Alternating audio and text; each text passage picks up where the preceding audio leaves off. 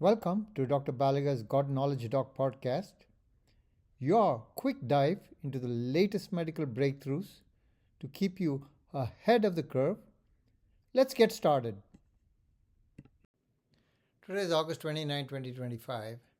This video is on a New England Journal of Medicine original article published today, August 29th. It's also being presented and discussed at the meeting of the European Society of Cardiology in Madrid this weekend. The title of the article is Rehabilitation After Myocardial Infarction in Older Adults. Myocardial infarction remains a leading cause of mortality in older adults. Traditional cardiac rehab has low participation in elderly due to frailty and higher costs. This pipeline trial evaluated a multi-domain approach: cardiovascular risk control, dietary counseling, and exercise.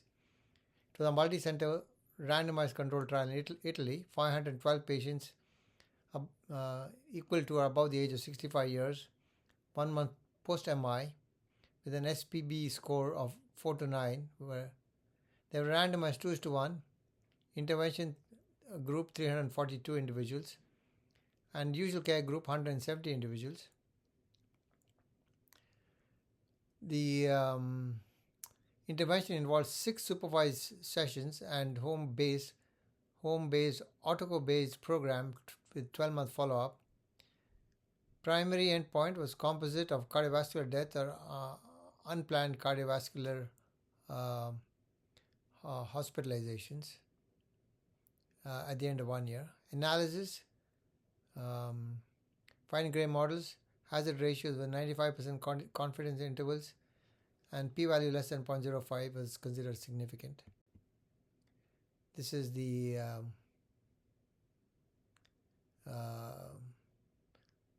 trial in a nutshell, in an infographic.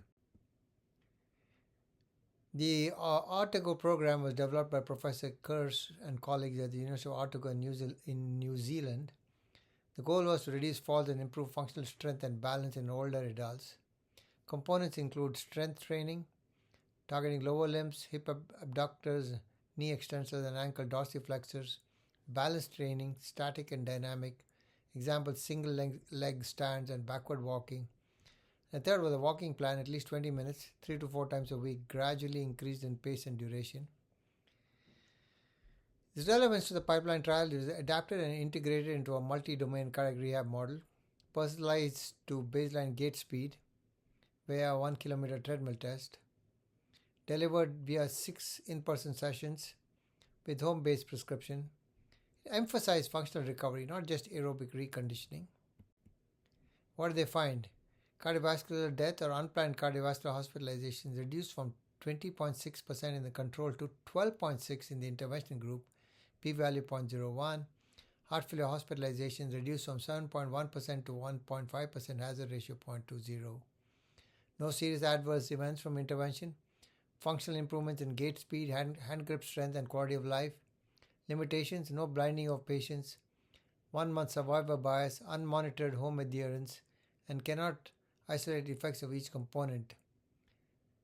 Takeaway: multi-domain rehab is safe, feasible, and effective in frail post-MI patient. The shift has to focus in post-MI care from survival alone to function independence and strength.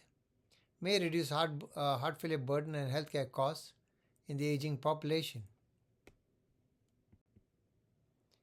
Eponyms: the SPB, or the Short Physical Performance Battery, was developed by Jack Guralnick, MD, PhD, a pioneer in aging and geriatric epidemiology, widely used to assess frailty and predict disability, hospitalizations, and mortality in older adults. The Bleeding Academic Research Consortium, the BARC, was co-chaired by Roxana Miran, interventional cardiologist, then the incoming president of the American College of Cardiology. The Fine Gray Competing Risk Model that was developed by Jason P. Fine, PhD, and Robert Gray, PhD. Biostatisticians who formalize models accounting for competing events in survival analysis. The Fried frailty criteria was defined by Linda Fried, MD, MPH, a geriatrician who created the seminal frailty phenotype, including shrinking, weakness, slowness, low activity, and exhaustion.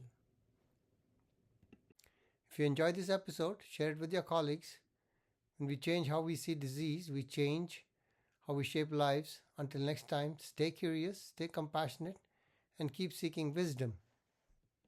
Podcast brought to you by Master MedFacts at mastermedfacts.com.